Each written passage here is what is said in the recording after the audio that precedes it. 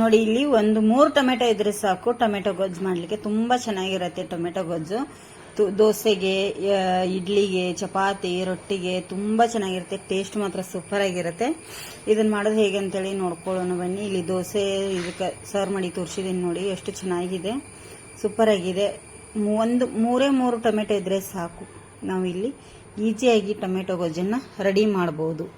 ಯಾವ ತರ ಅಂತ ಹೇಳಿ ನೋಡೋಣ ಬನ್ನಿ. ಇಲ್ಲಿ ನಾನಿಲ್ಲಿ ಒಂದು 3 ಟೊಮೆಟೊನ ತಗೊಂಡಿದ್ದೇನೆ. 3 ಟೊಮೆಟೊ ಕ್ಲೀನ್ ಮಾಡಿ ತೊಳೆದು ಒರೆಸಿ ಈ ತರ ಒಂದು ಟೊಮೆಟೊದಲ್ಲಿ 2 ಭಾಗನ ಮಾಡಿ ಇಡ್ತಾ ಇದ್ದೀನಿ ನೋಡಿ. ನಾನು ಈ 2 ಭಾಗನ ಯಾಕೆ ಮಾಡಿ ಇಟ್ಕೊಂಡೆ ಅಂದ್ರೆ, ಇಲ್ಲಿ ಗ್ಯಾಸ್ ಮೇಲೆ ಒಂದು ಕಡಾಯಿ ಇಟ್ಕೊಂಡಿದ್ದೀನಿ, ದಿಪ್ಪ ತಳದ್ದು ಸ್ವಲ್ಪ ಆ ತರ ಮೊದಲಿಗೆ 1 ಟೇಬಲ್ ಸ್ಪೂನ್ ಅಷ್ಟು ಎಣ್ಣೆ ಹಾಕಿ ಎಲ್ಲ ಕಡೆ ಸ್ಪ್ರೆಡ್ ಮಾಡಿ ಈಗ ಅವನ್ನ ಕೌಚಿಟ್ಕೋತಾ ಇದ್ದೀನಿ. ಏನು ಕಟ್ ಮಾಡಿದಿಲ್ಲ ಈ ತರ ಇಟ್ಕೋಬೇಕು. ಮತ್ತೆ ಇದಕ್ಕೆ ನಾವು ಎಣ್ಣೆ ಹಾಕೋಬೇಕಾಗುತ್ತೆ, ಸ್ವಲ್ಪ ಎಣ್ಣೆ ಜಾಸ್ತಿ ಹಾಕಬೇಕಾಗುತ್ತೆ, ಇಲ್ಲಾಂದ್ರೆ ತಳ ಹಿಡಿಯುತ್ತೆ. ನಾನು ಮೊದಲಿಗೆ 1 ಟೇಬಲ್ ಸ್ಪೂನು, ಆಮೇಲೆ 1.5 ಟೇಬಲ್ ಸ್ಪೂನು, ಒಟ್ಟಿಗೆ 2.5 ಟೇಬಲ್ ಸ್ಪೂನ್ ಅಷ್ಟು ಎಣ್ಣೆ ಕೂಡ ಹಾಕಿದ್ದೇನೆ. ಇಲ್ಲಿ ಇದು ಮೀಡಿಯಂ ಉರಿಯಲ್ಲೇ ಬೇಯಿಸಬೇಕು. ನಾವೇನಾದ್ರೂ ಹೈ ಫ್ಲೇಮಲ್ಲಿ ಬೇಯಿಸಿದ್ರೆ ಇದು ಬೇಯಲ್ಲ, ಕೆರಟ್ ಬಿಡುತ್ತೆ. ಮತ್ತೆ 1 ಗಡ್ಡೆ ಬೆಳ್ಳುಳ್ಳಿ ಅಷ್ಟ ಕ್ಲೀನಾಗಿ ಸಿಪ್ಪೆ ತೆಗೆದು ಅದು ಬೇಯುವಾಗಲೇ ಹಾಕಿದ್ದೇನೆ. ಈಗ ಹೈ ಫ್ಲೇಮಲ್ಲಿ ಬೇಯಿಸುವಂತ ಅವಶ್ಯಕತೆ ಇಲ್ಲ ಫ್ರೆಂಡ್ಸ್, ಕೆಟ್ಟು ಬಿಡುತ್ತೆ. ಟೊಮೆಟೊ ಇರೋ ಬೆಳ್ಳುಳ್ಳಿ ಎಲ್ಲ ಹಾಳಾಗುತ್ತೆ. ಸ್ಲೋ ಉರಿಯಲ್ಲೇನೆ ಬೇಯಿಸ್ಕೊಳ್ಳಿ. ನೋಡಿ ಈ ತರ ನಾನಿಲ್ಲಿ ಒಂದು ಮುಚ್ಚಳ ಮುಚ್ಚಿ ಬೇಯಿಸ್ಕೊಂಡಿದ್ದೆ. ಈಗ ಇದ್ರದ್ದು ಸಿಪ್ಪೆ ತಕೋಬೇಕಾಗುತ್ತೆ. ನಾವು ಮೇಲ್ಗಡೆದು ಸಿಪ್ಪೆ ಈಸಿಯಾಗಿ ಬರುತ್ತೆ ನೋಡಿ. ಸಿಪ್ಪೆ ಎಲ್ಲ ತೆಗೆದ್ಮೇಲೆ ತೋರಿಸ್ತಾ ಇದ್ದೀನಿ ನಿಮಗೆ. ಈಗ ಒಂದು ಈ ತರ ಪುಡಿ ಮಾಡ್ಕೋಬೇಕು. ಈ ತರ ಇಲ್ಲ ಅಂದ್ರೆ ನೀವು ಕೈಯಿಂದಾದ್ರೂ ಮಾಡ್ಕೊಳ್ಳಿ, ತುಂಬಾ ಚೆನ್ನಾಗಿರುತ್ತೆ. ನಾನು ಇದು ಸ್ವಲ್ಪ ಆರಬೇಕು, ಸಿಪ್ಪೆ ತಕ್ಕೊಳ್ಳುವಾಗ ಆರಿಸ್ಕೊಂಡು ಇಲ್ಲಿ ಈಗ ಈ ತರ ನಾನು ಪುಡಿ ಮಾಡಿ ಎಲ್ಲ ನೋಡಿ ಇದರಿಂದನೇ ಪುಡಿ ಮಾಡಿದ್ದೀನಿ. ತುಂಬಾ ಚೆನ್ನಾಗಿದೆ. ಬೆಳ್ಳುಳ್ಳಿ ಮತ್ತೆ ಟೊಮೆಟೊ ಎರಡನ್ನೂ ನಾವು ಪುಡಿ ಮಾಡಬೇಕು. ಮತ್ತೆ ಗ್ಯಾಸ್ ಮೇಲೆ ಇಟ್ಕೋಬೇಕಾಗತ್ತೆ. ಗ್ಯಾಸ್ ಮೇಲೆ ಇಟ್ಕೊಂಡು ಒಂದು ಈರುಳ್ಳಿ ಸಣ್ಣದಾಗಿ ಕಟ್ ಮಾಡಿ ಇಟ್ಟಿದ್ದೆ, ಅದನ್ನು ಕೂಡ ಹಾಕಿದ್ದೀನಿ.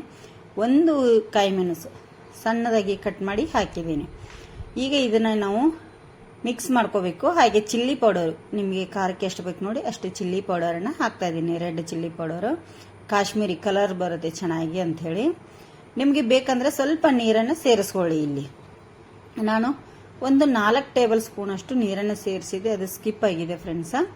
ಅದಕ್ಕೆ ಈಗ ಅದು ಸ್ವಲ್ಪ ಒಂದು 2 ರಿಂದ 3 ನಿಮಿಷ ಬೇಯಿಸ್ಕೊಂಡ್ಮೇಲೆ ನಾನಿಲ್ಲಿ ಒಂದು ಅರ್ಧ ಟೇಬಲ್ ಸ್ಪೂನ್ ಅಷ್ಟು ಗರಂ ಮಸಾಲೆನ ಹಾಕ್ತಾ ಇದ್ದೀನಿ. ಈಗ ಇದಕ್ಕೆ ರುಚಿಗೆ ತಕ್ಕಷ್ಟು ಉಪ್ಪನ್ನು ಕೂಡ ಸೇರಿಸ್ತೇನೆ.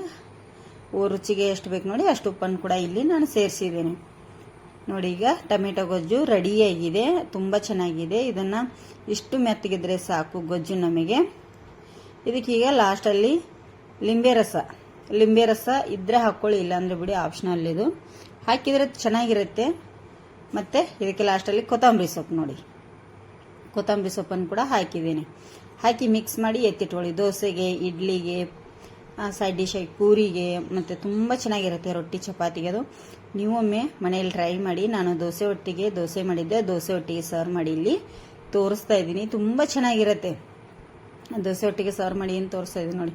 ಕಲರ್ ನೋಡಿ, ರೆಡ್ ಕಾಶ್ಮೀರಿ ಚಿಲ್ಲಿ ಪೌಡರನ್ನ ಉಪಯೋಗಿಸಿರೋದ್ರಿಂದ ಕಲರ್ ತುಂಬಾ ಚೆನ್ನಾಗಿ ಬಂದಿದೆ. ನೀವೊಮ್ಮೆ ಮನೆಯಲ್ಲಿ ಟ್ರೈ ಮಾಡಿ ಹೇಗೆ ಬಂದಿದೆ ಅಂತೇಳಿ ಕಮೆಂಟ್ ಮಾಡಿ. ಹೊಸಬ್ರು ನಮ್ಮ ಚಾನಲ್ ನೋಡ್ತಾ ಇದ್ರೆ ಪ್ಲೀಸ್ ಸಬ್ಸ್ಕ್ರೈಬ್ ಮಾಡ್ಕೊಳ್ಳಿ. ಆದಷ್ಟು ಜನರಿಗೆ ಶೇರ್ ಮಾಡಿ ಪ್ಲೀಸ್. ನಮ್ಮ ವಿಡಿಯೋನ ಎಷ್ಟು ಶೇರ್ ಮಾಡ್ತೀರೋ ಅಷ್ಟು ನಮಗೂ ಕೂಡ ಇದು ಫ್ರೆಂಡ್ಸ್ ಒಳ್ಳೆಯದು. ವಿಡಿಯೋ ಇಷ್ಟ ಆದರೆ ಲೈಕ್ ಮಾಡೋದನ್ನ ಮರೀಲಿಕ್ಕೆ ಹೋಗಬೇಡಿ. ಮುಂದಿನ ವಿಡಿಯೋದಲ್ಲಿ ಮತ್ತೆ ಸಿಗ್ತೇನೆ ನೋಡಿ. ದೋಸೆ ಒಟ್ಟಿಗೆ ನಾನು ಸರ್ವ್ ಮಾಡಿದ್ದೇನೆ.